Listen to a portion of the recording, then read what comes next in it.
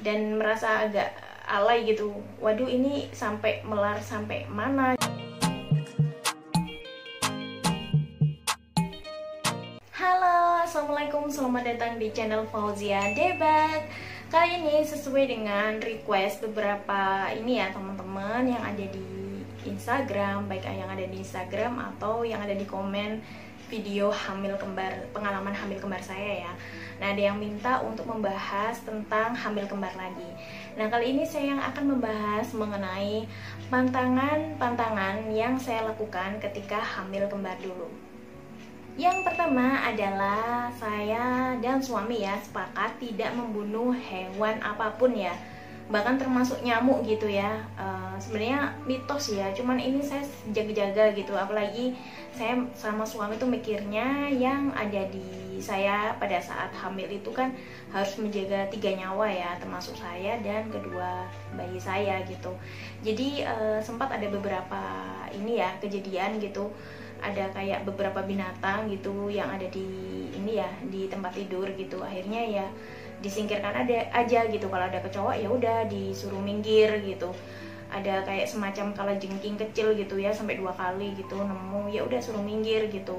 Terus ada kayak binatang, mungkin saya kurang tahu bahasa Indonesianya apa ya, kalau dalam bahasa Jawa mungkin, atau memang sudah bahasa Indonesianya, orang-orang tuh juga pernah hampir masuk ke telinga saya ya pada saat saya hamil dulu. Nah itu ya udah di ini ya apa di sama suami gitu, ya udah disuruh minggir aja gitu, disapu pelan-pelan gitu ya, atau biasanya sama suami gitu ditangkap di tempat gitu ya, kemudian dipindah di luar rumah gitu. Pokoknya diupayakan tidak membunuh hewan gitu ya, termasuk semut gitu ya. Yang kedua adalah tidak melihat tayangan atau membahas tontonan yang berkaitan dengan, mohon maaf ya, banci atau bencong gitu ya, yang terkait laki-laki yang menyamar sebagai perempuan. Walaupun itu sebagai hiburan, cuman saya khawatir aja gitu, jadi saya tidak pernah gitu menonton seperti itu. Yang ketiga, biasanya saya tidak membahas, tidak menonton juga gitu. Orang-orang, mohon maaf, orang-orang kerja ini dikhawatirkan terjadi sesuatu gitu, karena kata suami gitu ada tetangganya gitu ya sering entah itu ngatain atau lihat orang-orang kayak gitu, akhirnya mohon maaf anaknya seperti itu gitu ya. Jadi diupayakan gitu tidak membahas hal-hal seperti itu. Kemudian yang keempat ya, yang keempat itu tidak kesal ya, berusaha tidak kesal gitu sama perkataan dari orang gitu ya, atau bisa dikatakan berusaha cuek gitu ya dari kata-kata orang yang kurang mengenakan gitu. Nah, tidak memungkiri ketika kita hamil itu kadang kita terlalu baperan gitu, dan memang nggak menyalahkan sih, karena memang hormonnya pada saat hamil lebih banyak terbawa perasaan gitu ya. Cuman memang ada bener-bener orang yang bener-bener nyakitin gitu ya kata-katanya. Nah ini biasanya saya mikirnya cuman mungkin orang tersebut lagi ini ya, memang lagi ada kayak bad mood aja, dia bingung dengan kehidupannya. Karena saya berkeyakinan gitu, ketika ada orang yang menyakiti orang lain, sebenarnya yang bermasalah bukan yang disakiti, tetapi yang menyakiti. Karena biasanya orang yang mengatakan hal-hal yang kurang mengenakan, kurang buruk itu, saya meyakini kalau orang itu sebenarnya patut dikasihani ya, karena mereka sebenarnya itu merasa tidak bahagia gitu dengan hidupnya, dengan upayanya mereka, karena merasa tidak bahagia, tidak bersyukur dengan hidupnya, mereka akhirnya melampiaskan emosinya dengan mengatakan hal buruk kepada orang lain dan berharap orang tersebut merasakan ketidakbahagiaan dia gitu. Jadi yang dilakukan adalah cuek aja, nggak usah dipedulikan dan fokus dengan kehamilan. Dan yang selanjutnya yang tidak saya lakukan, pantangannya tidak pernah bercermin ya, atau tidak memikirkan ukuran perut. Apalagi pada saat saya hamil kembar itu, perut saya itu kan besar banget gitu, melar banget, sampai rasanya tuh bener-bener kalau dipegang itu gimana ya, sangat bener-bener melar gitu ya, sampai ada stretch marknya juga gitu. Dan itu bener-bener kayak takut gitu kan, ya wajar ya, dan merasa agak alay gitu. Waduh, ini sampai melar sampai mana gitu. Makanya saya kadang-kadang agak khawatir gitu, saya nggak berani gitu untuk ngaca, karena ya ada ketakutan kayak gitulah. Jadi ya udah saya cuek aja, lebih difokuskan ke banyak asupan gizi gitu ya, dan banyak beribadah pada saat itu.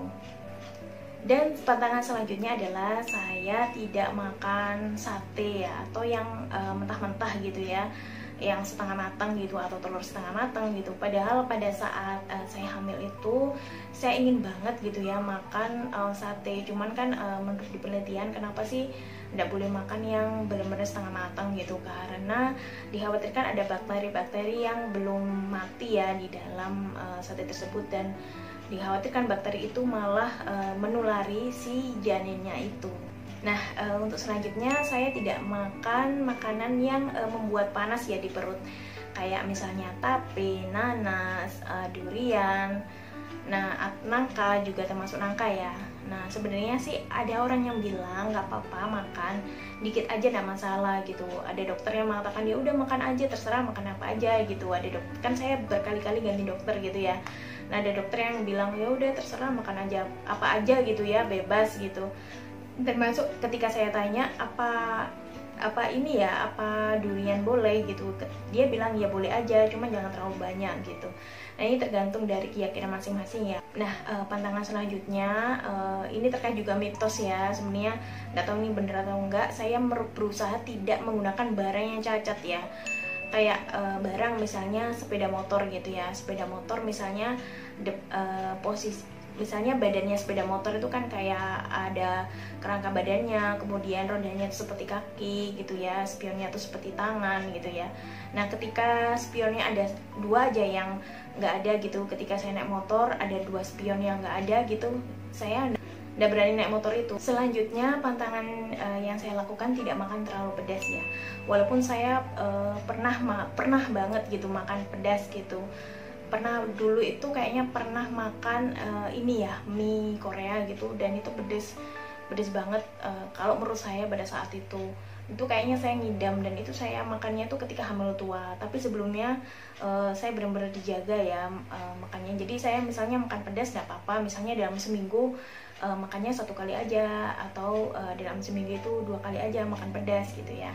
Nah untuk pantangan selanjutnya biasanya terjadi ya di semua ibu hamil ya. Ada khawatir, pasti ada ketakutan, khawatir persalinan ya, khawatir persalinannya tidak sempurna ya. Apalagi kan kalau persalinan itu bisa menyangkut nyawa, baik nyawa si ibu itu sendiri atau janin yang dikandungnya. Nah ini saya nggak terlalu berusaha memikirkan proses persalinan gitu ya, karena saya khawatir malah makin stres ya pada saat itu. Jadi diisilah dengan kegiatan lain yang lebih ini rileks, santai-santai, atau melakukan ibadah kayak gitu ya.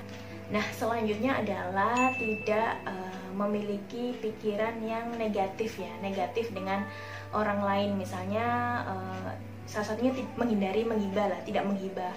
Soalnya khawatirnya ketika kita menghibah gitu, ketika pada saat hamil, khawatirnya anak yang ada di kandungan itu seperti orang tersebut. Karena ketika kita menghibah itu, katanya sih, saya pernah mendengar di ceramah gitu, katanya kalau kita menjelekkan orang lain gitu ya, menghibah gitulah, dia kayak gini ya, kayak gini, itu katanya bisa loh kembali lagi ke diri kita sendiri. Makanya apalagi pada saat hamil itu, saya khawatirkan anak saya memiliki akhlak yang seperti orang tersebut. Jadi saya upayakan ketika ada orang yang mengajak menghibah, atau orang yang kelihatannya dalam hati saya membuat ingin menghibah gitu, atau jengkel sendiri gitu, jadi saya alihkan ke hal-hal yang lain gitu. Ya selain itu pantangannya tidak memikirkan tentang fisik ya, tidak terlalu memikirkan tentang fisik bayi itu rupanya seperti apa atau bagaimana. Diupayakan lebih memikirkan yang penting anaknya itu sehat secara jasmani dan rohani. Nah ini caranya apa? Dengan cara banyak-banyaklah nonton, yaitu bayi-bayi kembar yang lucu, yang sehat di Instagram atau di video-video gitu ya. Biasanya itu yang saya lakukan. Jadi saya bisa lebih optimis gitu ya, agar anak-anak saya nanti membayangkan nantinya akan seperti itu. Oke, sekian pantangan hamil kembar yang saya lakukan dulu ya. Semoga bermanfaat. Nah, seperti apa sih pantangan hamil kembar atau hamil dari teman-teman sekalian gitu? Bisa share di komen di video saya ini ya. Nanti bisa saya balas. Nah, terima kasih atas perhatiannya. Sekian dari saya. Assalamualaikum warahmatullahi wabarakatuh.